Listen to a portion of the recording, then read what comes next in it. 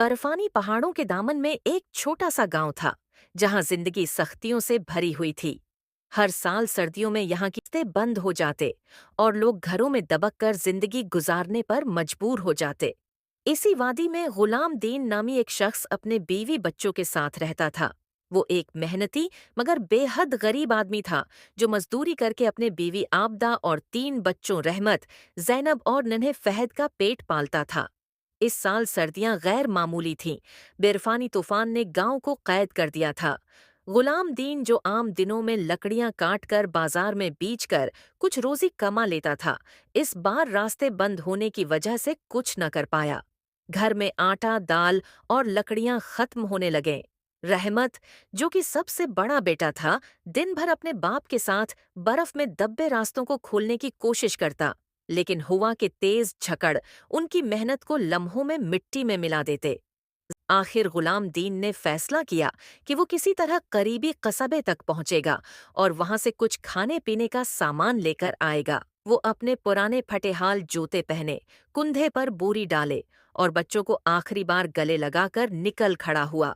बाहर हर तरफ सफेद बर्फ की चादर बछी थी और आसमान से मुसलसल बर्फ गर रही थी।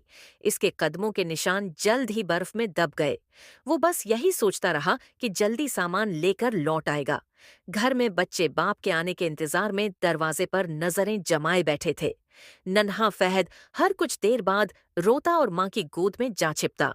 दिन गुजर गया, रात आ गई, हवा और ज्यादा तेज हो गई। दरवाजे की दर्जों से ठंडी हुआ अंदर आ रही थी। खामोशी थी जो गुलाम दीन के न लौटने से पैदा हुई थी। 3 दिन गुजर गए मगर गुलाम दीन वापस न आया। आखिर गांव के चंद नौजवानों ने इसकी तलाश के लिए बर्फ में रास्ते बनाए। मैलों दूर एक पहाड़ी के दामन में गुलाम दीन बर्फ में दबा हुआ मिला। उसके हाथ में एक बोरी थी जिसमें थोड़ा सा आटा और कुछ खशक रोटियां थीं। वो अपने बच्चों के लिए खाने का बंदोबस्त कर चुका था, मगर खुद भूख और सर्दी की शिद्दत सहते सहते दम तोड़ गया था। जब गुलाम दीन की लाश घर पहुंची तो आबदा बेहोश हो गई। जैनब ने बाप की कहनी पकड़कर झंझोड़ा, बाबा उठो ना, हम सब बहुत भूखे हैं बाबा। मगर गुलाम दीन हमेशा के लिए खामोश हो चुका था। नन्हा फहद भूख और सर्दी से पहले ही नढाल था और इसी रात वो भी माँ की गोद में आखिरी सांस लेकर हमेशा के लिए सो गया। गांव के लोग उस खानदान की मदद के लिए आए मगर बहुत देर हो चुकी थी।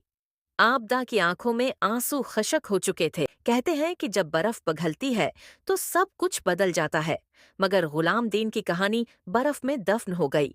उसकी गर्बत, उसकी मेहनत, उसकी मोहब्बत सब कुछ सफेद बर्फ के नीचे हमेशा के लिए दब गया।